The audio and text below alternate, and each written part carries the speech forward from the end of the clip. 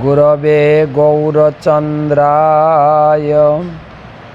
राधिकायै तदालये कृष्णाय कृष्णभक्ताय तद्भक्ताय नमो नमः। वन्देऽहं श्रीगुरो श्रीयुतपदकमलं श्रीगुरून् वैष्णवांश्च श्रीरूपं साग्रजातं सहगण रघुनाथान्वितं तं सजीवं साद्वैतं सावधूतं परिजनसहितं कृष्णचैतन्यदेवं श्रीराधाकृष्णपादान् सहगण ललिता श्रीविशाखान्वितांश्च नमो विष्णुपादाय कृष्णप्रेष्ठाय भूतले श्रीमते भक्तिवेदान्त स्वामिनिति नामिने। नमस्ते सारस्वते देवे गौरवाणी प्रचारिणे निर्विशेषशून्यवादी पाश्चात्यदेशतारिणे।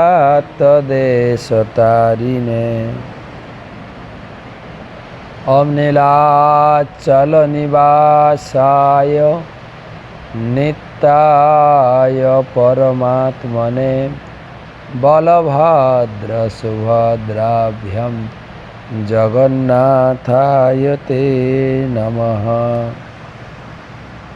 जय श्री कृष्ण चैतन्य प्रभु नित्यानंद श्री अद्वैत गदाधर श्रीवासादि श्री गौर भक्तवृंद। हरे कृष्णा कृष्णा कृष्णा हरे हरे, हरे राम राम राम हरे हरे। ओम नमो भगवते वासुदेवाय। ओम नमो भगवते वासुदेवाय। ओम नमो भगवते वासुदेवाय। नारायणं नमस्कृत्य नरं चैव नरोत्तमं देवीं सरस्वतीं व्यासं ततो जयम् उदीरये। तमादिदेवं करुणानिधानं तमालवर्णं सुहितावतारम् अपार संसार समुद्रसेतुं भजामहे भागवत स्वरूपं।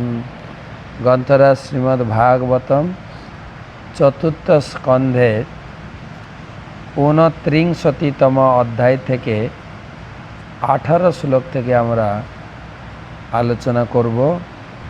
আলোচনা প্রসঙ্গ রাজা পুরঞ্জনের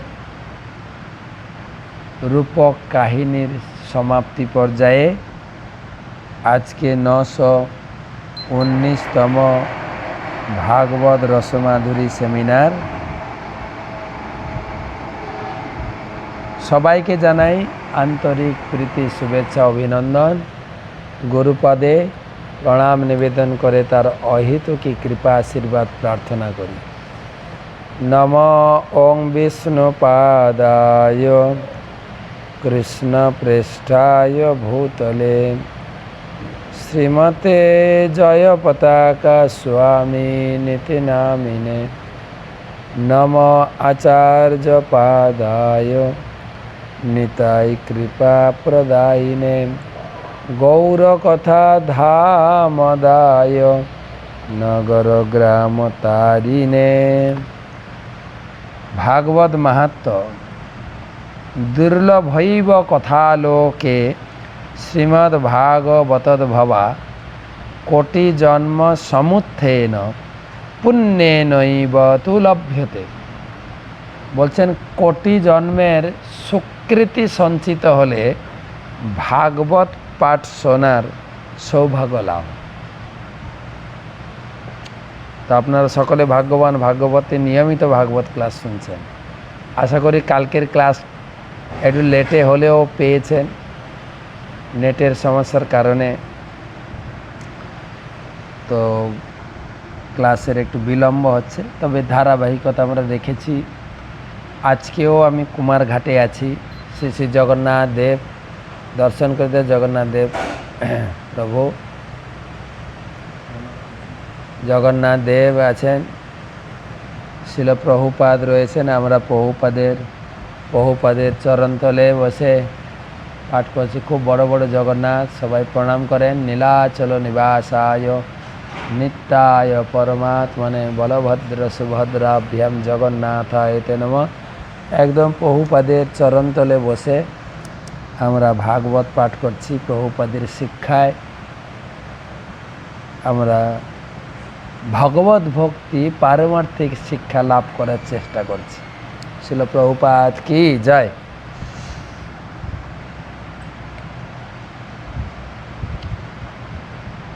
তো 18, 19, 20 তিনটে শ্লোক একসঙ্গে আছে। দেহস্তিন্দ্রিয়াস্য সংবৎসরোরয়ো গতিঃ দ্বিকর্মচক্র ত্রিগুণ ধ্বজ পঞ্চাশু বন্ধুর মনরশ্মি বুধির সুত হন্নিঢ় দন্দকৌবরঃ পঞ্চেন্দ্রিয়ার্থপক্ষেপ সপ্তধাতু বরুথকঃ আকুতি বিক্রম বাহ্য মৃগতৃষ্ণাং প্রধাবতি একাদশেন্দ্রিয় চোমু পঞ্চসূনা বিনোদকৃত। দেহ রথস্থেন্দ্রিয়াস্য সংবৎসর রয়ো গতিঃ দ্বিকর্মচক্র ত্রিগুণ ধ্বজ পঞ্চাশুবন্ধুর মনরশ্মি বুধির সুত হন্নিঢ় দন্দকুবরঃ পঞ্চেন্দ্রিয়ার্থপ্রক্ষেপ সপ্তধাতু বরুথকঃ আকুতি বিক্রম বাহ্য মৃগতৃষ্ণাং প্রধাবতি একাদশেন্দ্রিয় চোমু পঞ্চসূনা বিনোদকৃত। অনেক বড় তিনখানা শ্লোক। তো যেহেতু এই বিষয়গুলো আগে একবার আলোচনা হয়েছে, তার পুনরাবৃত্তি, তাই সংক্ষেপে সারা হচ্ছে। নারদ মুনি বললেন, আমি যাকে রথ বলে বর্ণনা করেছি প্রকৃতপক্ষে সেটা হচ্ছে শরীর। ইন্দ্রিয়গুলো হচ্ছে সেই রথের ঘোড়া। সম্বৎসরের মতো তাদের গতি অপ্রতিহত, কিন্তু বাস্তবিক পক্ষে তাদের কোনো গতি নেই। পাপ এবং পুণ্য হচ্ছে সেই রথের দুটি চাকা। জোড়া প্রকৃতির তিনটি গুণ সেই রথের পতাকা। পঞ্চ পানেন্দ্রিয় জীবের বন্ধন। মন হচ্ছে তার বেশি। বুদ্ধি সেই রথের সারথি। হৃদয় রথের উপবেশন স্থান।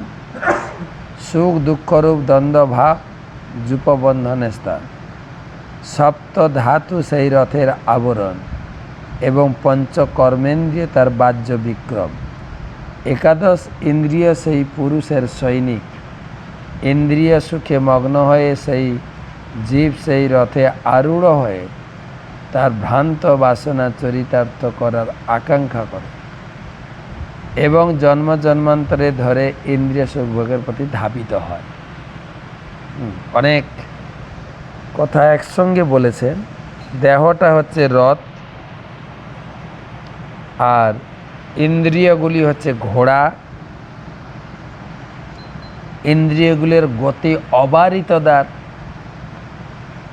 যেরকম রূপক গোস্বামী বলেছেন, বাচ বেগং মানস ক্রোধ বেগং, বাক্যের বেগ, জিহ্বাকে থামানো যায় না, সুযোগ পেলেই কথা বলে, বারে বারে বলে আপনি চুপ করুন। এই সংসদের অধিবেশন চলছিল, এক একজনের বক্তব্য আরেকজনকে গালি দেওয়া দেখছিলাম।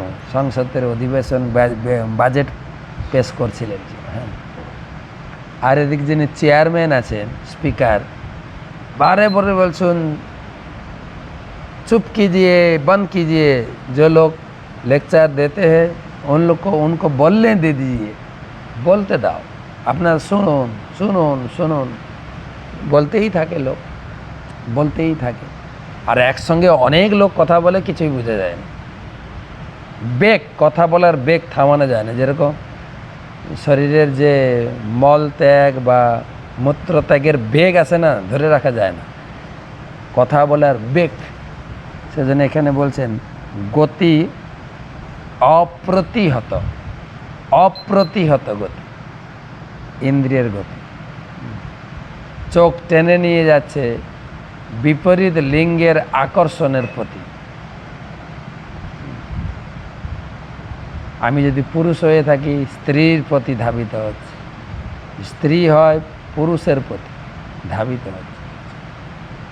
কান, জিহ্বা তো টেনে নিয়ে যায়, আর জিহ্বাকে টানার জন্য সারা বাজার সাজানো হয়েছে, হোটেল, ফ্যামিলি রেস্টুরেন্ট আর কালারিং বোতল বসানো হয়েছে। আর রাস্তাঘাটে তো চাট মশলা, পানিপুরি, কি বলে, ফুচকা দেখলেই তো জিভে জল সামলানো যায় না, ঢোক গিলে লোকে জল এসেই যাচ্ছে, ইন্দ্রিয়। সেই জন্য বলছে অপ্রতিহত গতি ইন্দ্রিয়ের।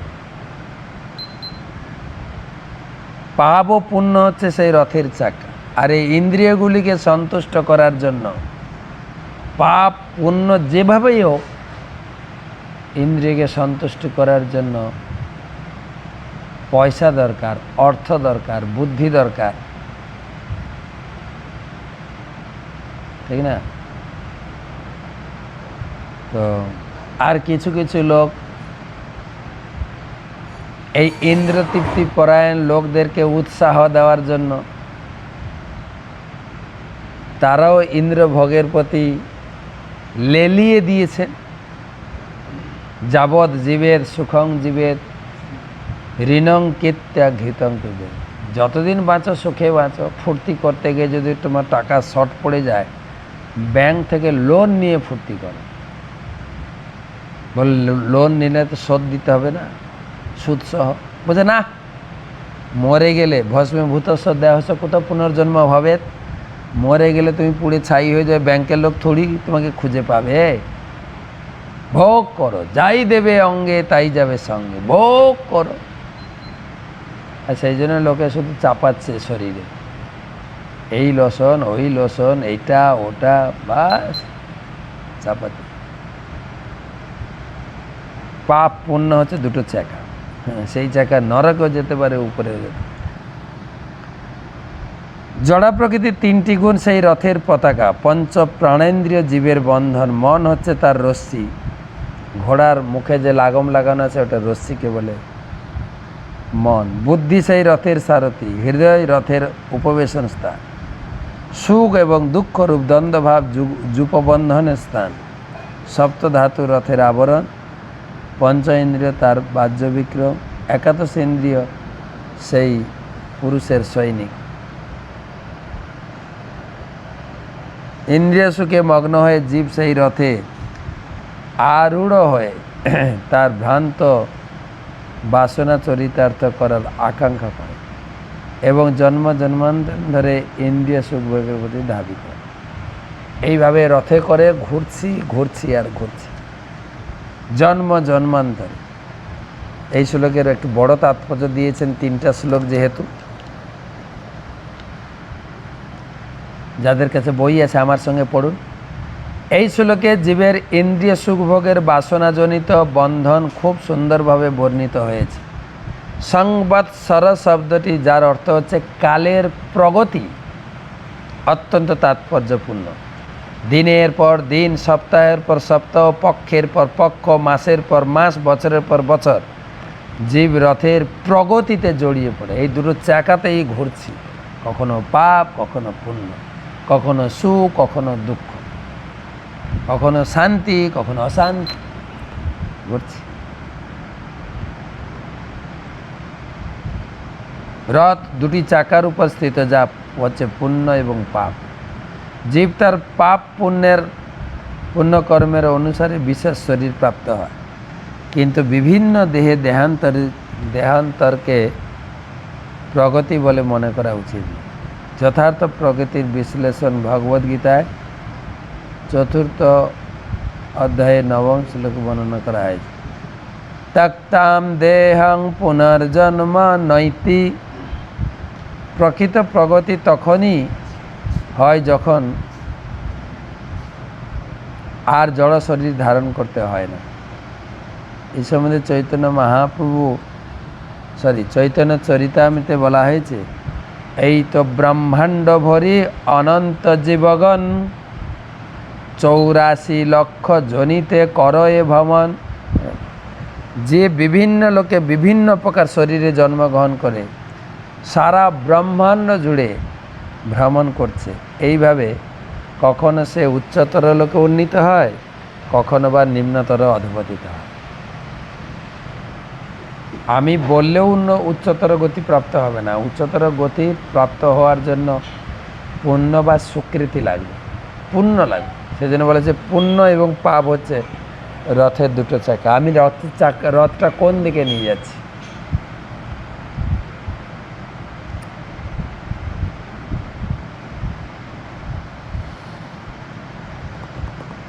ভগবদ্গীতার এখন বাড়ির কেউ মারা গেলে আমরা বলে দিই বাবা স্বর্গে গেছেন, দাদু স্বর্গে গেছেন।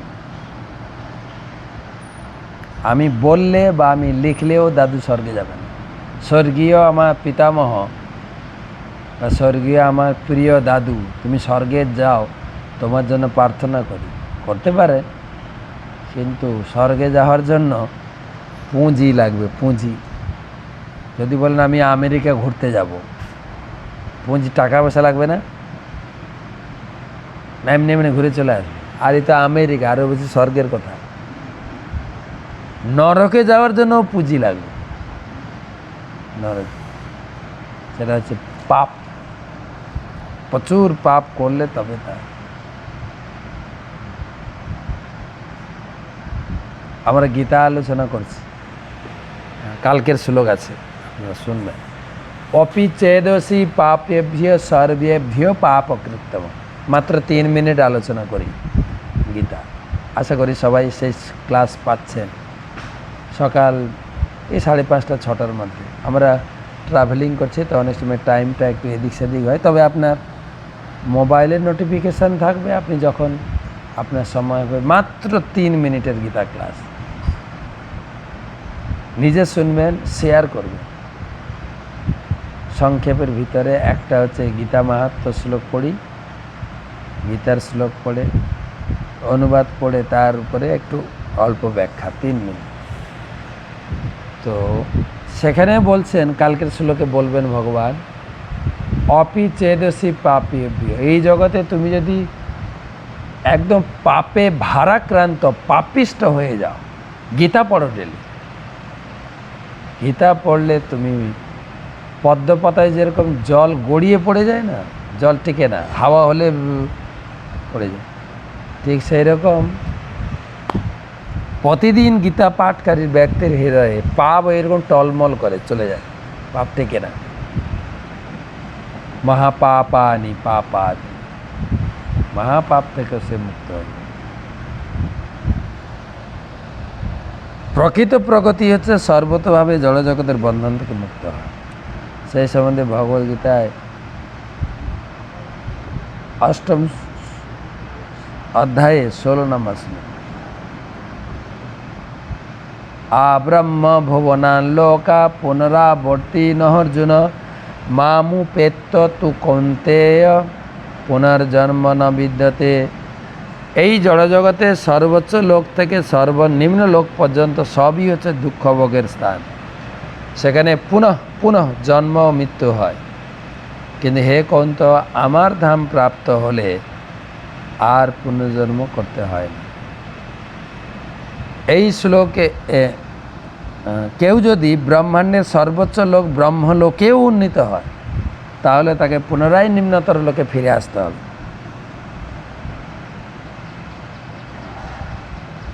এইভাবে জীব প্রকৃতি তিন গুণের প্রভাবে নিরন্তর উপরে নিচে ভ্রমণ করছে। এইভাবে জীব প্রকৃতির তিন গুণের প্রভাবে উপর নিচে ভ্রমণ করছে। মহাচ্ছন্ন হয়ে সে মনে করে যে তার প্রগতি হচ্ছে তার অবস্থা দিবারাত্র পৃথিবী পরিক্রমাকারী একটি বিমানের মতো, যেটি পৃথিবীর মাধ্যাকর্ষণ ক্ষেত্র থাকে।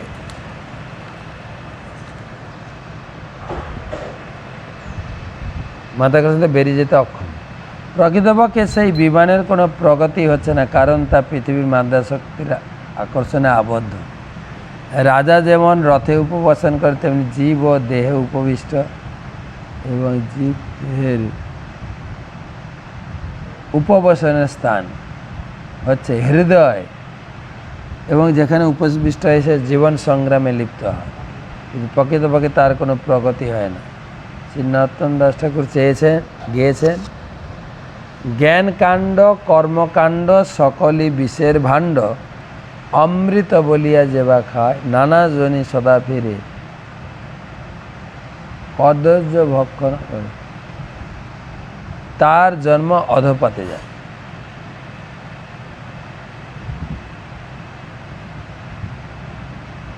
তাৎপর্য: কর্ম এবং মনোধর্মী জ্ঞানের প্রভাবে জীব অত্যন্ত কঠোর পরিশ্রম করে এবং জন্মান্তরে বিভিন্ন প্রকার শরীর করতে হয়।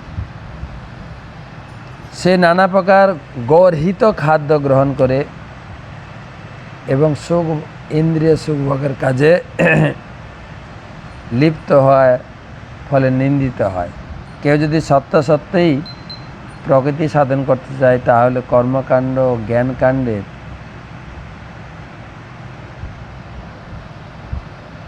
পন্থা অবশ্যই পরিত্যাগ করতে হবে। কৃষ্ণ ভাবনাস্থিত হলে জন্ম মৃত্যুর বন্ধন এবং অর্থহীন জীবন সংগ্রাম থেকে মুক্ত হওয়া যায়। এখানে মৃগতৃষ্ণাং প্রভাবতী শব্দটি তাৎপর্যপূর্ণ, কারণ জীব ইন্দ্রিয়তৃপ্তির জন্য তৃষ্ণার্ত, তাই তার অবস্থা ঠিক মরুভূমিতে জলের অন্বেষণকারী মৃগের মতো। মরুভূমিতে জল অন্বেষণ যেরকম তৃষ্ণা মেটে না। কবি বিদ্যাপতিও বলেছেন, এই সংসারে স্ত্রী পুত্র কন্যার সংসারে তৃষ্ণা মেটে না। তা তল সৈকতে বারি বিন্দু সম সুতমিত রমণী সমাজে। তা তল সৈকত, তাতল মানে গরম, সৈকত না সমুদ্র সৈকত, সমুদ্রের তীরে গরম বালিতে যদি একটু জল ছড়িয়ে দেন, কতক্ষণ জল টিকবে? সঙ্গে সঙ্গে শুকিয়ে যাবে। সংসারের সুখটা সেই রকম, এই আসে যা। আবার সুখটা অল্পক্ষণ টেকে, কিন্তু দুঃখটা অনেকক্ষণ টিকে যায়। দুঃখটা কাটতেই চায়।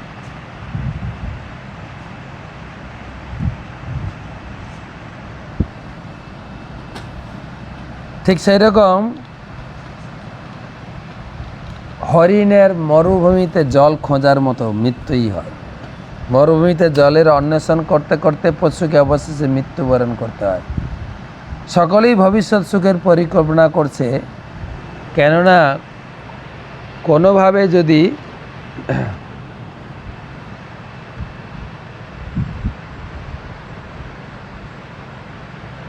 কোনো স্তরে আসা যায়, তাহলে সে সুখী হবে। কিন্তু প্রকৃতপক্ষে সে যখন সেই স্তর প্রাপ্ত হয়, তখন সে দেখতে পায় কোনো সুখ নেই। এভাবে সে ক্রমশ এক স্তর থেকে আরেক স্তরে অগ্রসর হওয়ার পরিকল্পনা করে, তাকে বলে মৃগতৃষ্ণা, এবং তার ভিত্তি হচ্ছে জড় ইন্দ্রিয় সুখভোগে, জড় ইন্দ্রিয় সুখভোগ। 21 নম্বর শ্লোক।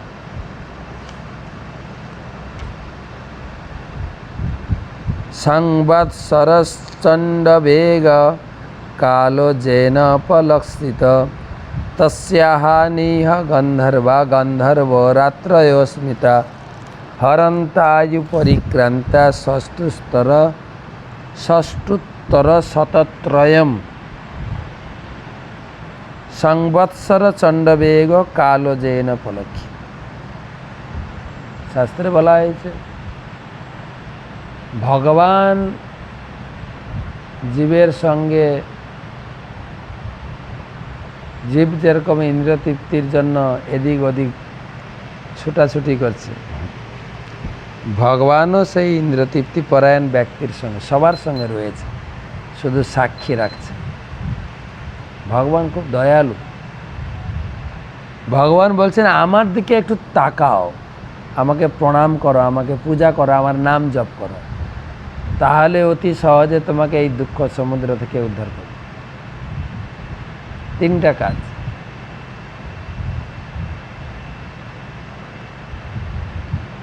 করবে। বলো কৃষ্ণ, ভজ কৃষ্ণ, করো কৃষ্ণ। করো কৃষ্ণ শিক্ষা, হরিনাম, বলো কৃষ্ণ, ভজ কৃষ্ণ, হরি পূজা, করো কৃষ্ণ শিক্ষা, হরি শাস্ত্র পাঠ। বাস। তো এই 21 নম্বর শ্লোকে বলা আছে যাকে চণ্ডবেগ বলে বর্ণনা করেছি তা হচ্ছে শক্তিশালী কাল। দিন ও রাত্রিকে যথাক্রমে গন্ধর্ব ও গন্ধর্বী বলা হয়েছে। কতজন সৈন্য ছিল মনে আছে? 360 দিন সমন্বিত সংবৎসর মানুষের আয়ু হরণ করে। 360 আর 360। গীতা লিখো, গীতা লোকে পড়ছে আর গীতা লিখছে। পরিক্রান্তা শব্দটি তাৎপর্য হচ্ছে ভ্রমণ করে।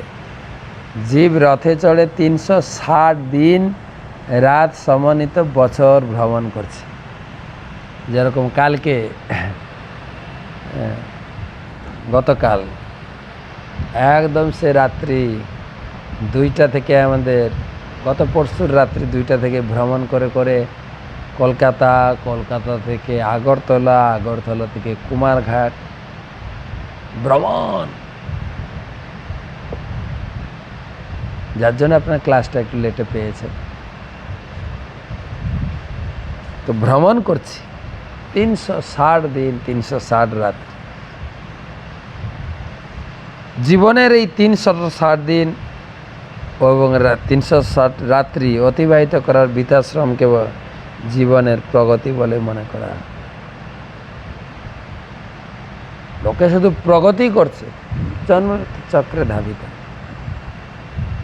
প্রভুপাদকে ইনসাল্ট করে আমেরিকার কিছু সাংবাদিক প্রশ্ন করেছিলেন।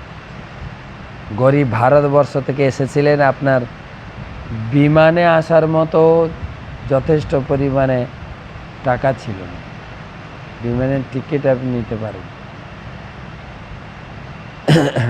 কিন্তু এখানে দেখছি কিছুদিন থাকার পরে আপনি আপনি আপনি এসেছিলেন জাহাজে, আর এখানে বিমানে চড়ে ছুটে বেড়াচ্ছেন। তারা মনে করেছিল প্রভুপাদ আমেরিকায় এসে অনেক টাকা পয়সা সংগ্রহ করেছে। প্রভুপাদ বললেন, না, আমি এসছিলাম তোমাদের দেশে, জাহাজে করে এসছি, যদিও আমি অসহায়, তথাপি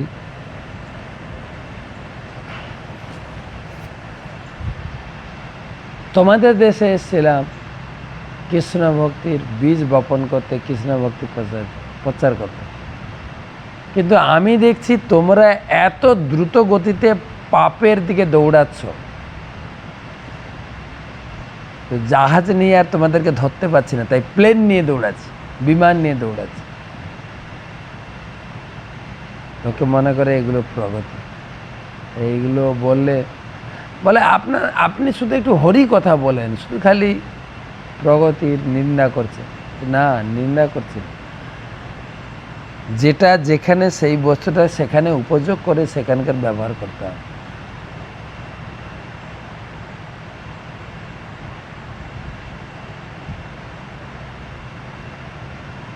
বাইশ, কাল কন্যা জরা সাক্ষাৎ লোকস্তাং ন অভিনন্দতি সসারম জগৃহে মৃত্যুম ক্ষমায় যবনেশ্বর। কালকন্যা জরা সাক্ষাৎ লোকস্তান অভিনন্দতি সসারম জগৃহে মৃত্যু ক্ষয় যবনেশ্বর। যাকে কালকন্যা বলে বর্ণনা করা হয়েছে তা হচ্ছে বৃদ্ধাবস্থা। কেউ কালকন্যাকে বিবাহ করতে চান, এমনকি নারদ মুনি করতে চান, তাই কালকন্যা তাকে অভিশাপ দিয়েছে।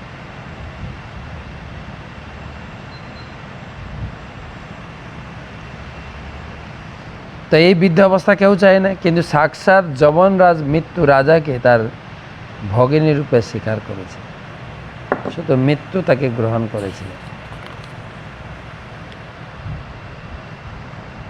দেহের বন্ধনে আবদ্ধ হয়ে জীব কালকন্যা বা জরাকে মৃত্যুর পূর্বে স্বীকার করে, স্বীকার তো করতেই হয়।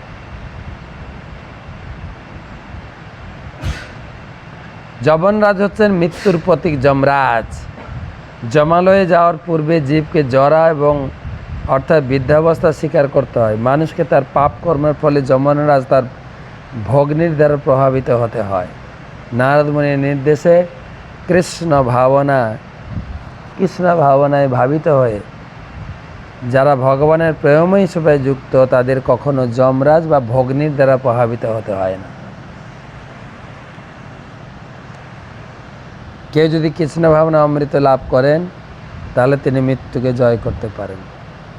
জড় দেহ ত্যাগ করার পর তাকে আরেকটি শরীর ধারণ করতে হয় না, পক্ষান্তরে তিনি প্রকৃত ভগবত ধামে ফিরে যান। তা ভগবদ্গীতায় ৪র্থ অধ্যায় ৯ম বর্ণিত হয়েছে।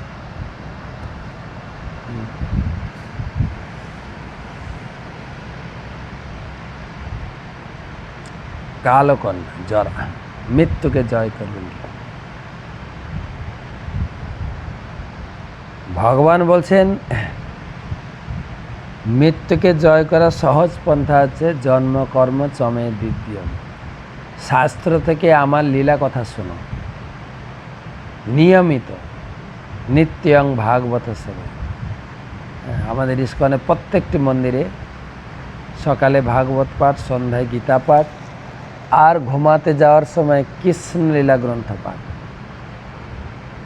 তাহলে তুমি একদম অমৃতের পথে যাত্রা করবে, অমৃতের পথে। জন্ম কর্ম চমে দিব্যম এবং যো বেত্তি তত্ত্বতঃ তক্তা দেহং পুনর্জন্ম নৈতি মামেতি। তোমার আর পুনর্জন্ম হবে না, তোমাকে আমি আমার ধামে নিয়ে যাব। তো কেবল ভগবানের জন্ম কর্ম গীতা থেকে ভাগবতম থেকে পড়লেই হবে। আর গীতা ভাগবতম পড়ার মাধ্যমে ভগবানের জন্মকর্ম সহ ভগবানের অনেক লীলাও জানা যায়। তাই যেখানে থাকুন ভগবানের জন্মকর্ম আপনি শুনতে পারেন। এখন নেট দুনিয়া, বিশেষ করে করোনায় আমরা নেট চালাতে শিখেছি, আর নেটে বিভিন্ন প্রকার ক্লাস, বিশেষ করে গুরুদেবের ক্লাস বা যার ক্লাস আপনার ভালো লাগে নিয়মিত ক্লাস শুনুন। জানে বা না জানে কে হো, শুনিতে শুনিতে সে হো। কি অদ্ভুত চৈতন্য চরিত, কৃষ্ণে উপজীবে প্রীতি, জানিবে রসে রীতি। শুনিলেই বড় হয়। তো গীতা ভাগবতম পড়লেই হিত হবেই।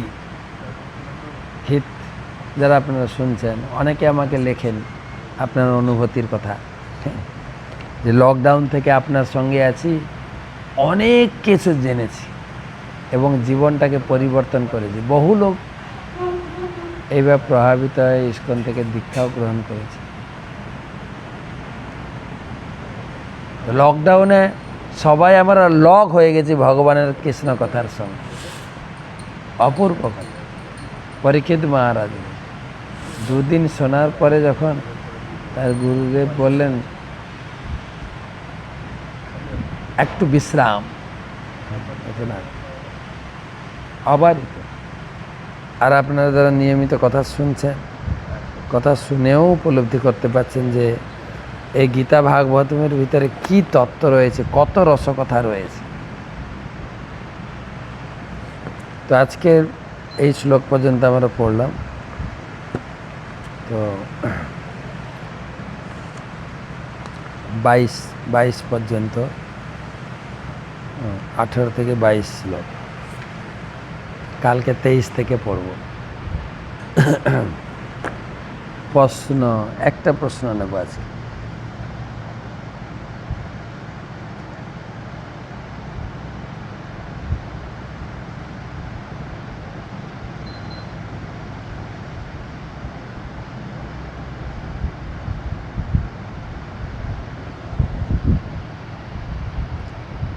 প্রেমাংশু দত্ত,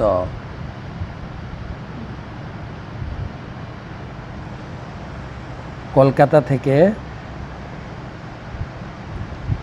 মহারাজ, আমার প্রশ্ন, সহজিয়া কাদের বলা হয়, যা বৃন্দাবনকে কলুষিত করে? কি করে বোঝা যাবে এরা সহজিয়া? আপনি আমার উপর কৃপাবরবশ হয়ে একটু বুঝিয়ে দেবেন। সহজিয়া মানে তারা সহজভাবে ভজন করে, সহজ। যেরকম সহজিয়া বুঝবেন কি করে? মহাপ্রভু বলেছেন, বলো কৃষ্ণ, ভজ কৃষ্ণ, কর কৃষ্ণ শিক্ষা। যে কলিযুগের ধর্ম হচ্ছে হরিনাম, আর হরিনাম মানে এইটা পুরো নাম। হরে কৃষ্ণ কৃষ্ণ কৃষ্ণ হরে হরে, হরে রাম রাম রাম হরিনাম, হরির নাম। এই হরিনামটাকে অনেক লোক নিজের মতো করে মন্ত্র বানিয়েছেন, তাদের বলে সহজিয়া। হ্যাঁ, কেউ কেউ বলছে হরে কৃষ্ণ হরে রাম নিতাই গৌর রাধেশ্যাম, ভজ হরে কৃষ্ণ হরে রাম নিতাই গৌর, হরে কৃষ্ণ হরে রাম নিতাই গৌর রাধা, সব একসঙ্গে। একবার আমাদের দোল পূর্ণিমার সময়, পূর্ণিমার আগে দ্বাদশীতে,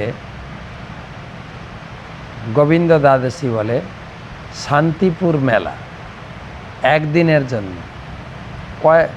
কয়েক হাজার, লক্ষ বলবো না, 40-42 হাজার লোক আসে। তো সেখানে এইসব সহজিয়া আর কি বলে, এই অপসম্প্রদায় 13টা ওখানে জুড়ে। তো একটা লোক মন্ত্র পাঠ করছে, হরি কৃষ্ণ গোবিন্দ সরস্বতী লক্ষ্মী নারায়ণ গণেশ আদি সব একটা মন্ত্রে, সব কাউকে আর বাদ দেয়নি। এইগুলো সব নিজের মন গড়া মন্ত্র করে, মন গড়া তিলক, মন গড়া পোশাক, মন গড়া পুজো, ইনি হচ্ছেন ভগবান, ইনি হচ্ছেন ভগবান। এইগুলো সহজ। আপনি বলছেন না বুঝবো কী করে? বুঝার পন্থা এই, হরি নাম করে, হরি পূজা, হরির প্রসাদ গ্রহণ করে।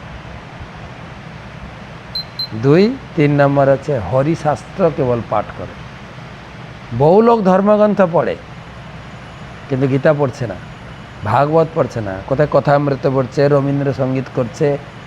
এগুলো ধর্ম না। তো দেখবেন বর্তমান কোথাও যদি ধর্মীয় অনুষ্ঠান হয়, রবীন্দ্রসঙ্গীত বাজে। রবীন্দ্রসঙ্গীত কি ধর্মীয় অনুষ্ঠান, ধর্মীয় গীতি নাকি? বলেন না, ধর্মের কোনো সম্পর্ক নেই। কিছু লোকগীতি, পল্লী গীতি, কিছু শরীর চর্চার উপর গীতি রয়েছে, যা শুনলে খুব মনটা জড়িয়ে যায়।